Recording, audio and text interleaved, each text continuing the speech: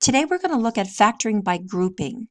This is also part of section 7.2, but it's part 2.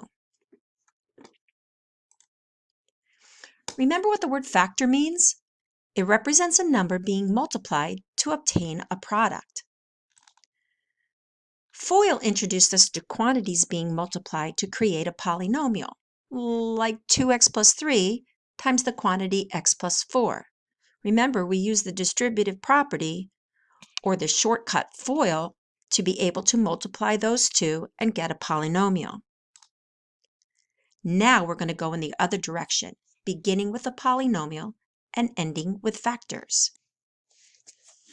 This problem on the slide shows problem number 43 from your textbook on page 467, but instead of a, I'm using x.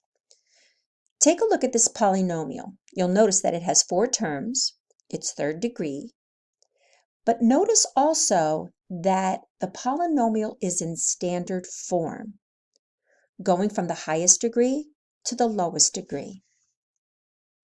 We want to factor this. The first thing that we're going to do is we are going to group 2 terms together. So I'm going to start color coding so you can follow along a little bit better. That's if I could find this line. Disappeared. So 2x to the third plus 8x squared I have in red, and I group them together. 3x plus 12, I group them together and I have them in blue so you can follow where all the numbers go. I'm going to look for the greatest common factor of each pair. In the red binomial, you'll see 2x squared is the greatest common factor. And in the blue polynomial, I have 3 as the greatest common factor. Next, I'm going to rewrite the expression with the greatest common factor on the outside and leaving what's left on the inside. So notice, 2x squared times x gives us the 2x to the third that we had in the original problem. And 2x squared times 4 gives us the 8x squared from the original problem. Likewise with the blue, 3 was my greatest common factor, and 3 times x is 3x, and 3 times 4 gives me the 12. Again, rewrite the expression with the greatest common factor on the outside, and what's left after I pull out the greatest common factor is left on the inside. Notice you have the same terms inside the parentheses in both the red and the blue binomials.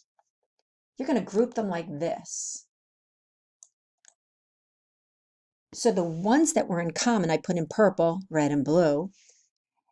And then the greatest common factor from the first one plus the greatest common factor from the second one make up the second binomial. I know, that's a lot. Watch again. First, we're going to group the 2 terms together. Work this time. I rewrote them so that I put parentheses around them. Next, I'm looking for the greatest common factor. Please notice that there are some negative signs in here, and I'll show you what to do with them in a second. The greatest common factor in the red set is 5x squared. The greatest common factor in the blue set is 3. Those greatest common factors come on the outside of the parentheses, and we leave what's left on the inside. I can check right now to make sure I did it right by saying 5x squared times x gives me that 5x to the third, and 5x squared times a negative 2 gives me the negative 10x squared. Likewise, 3 times x is 3x, and negative 2 times 3 gives me the negative 6.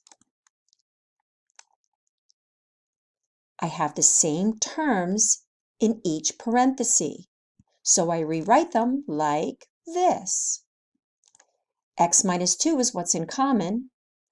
Here are the two greatest common factors put together with a plus sign. Time to practice. Go back to Google Classroom and look at what the assignment that's posted on Assistments and practice those problems again. Hope you're having a great day.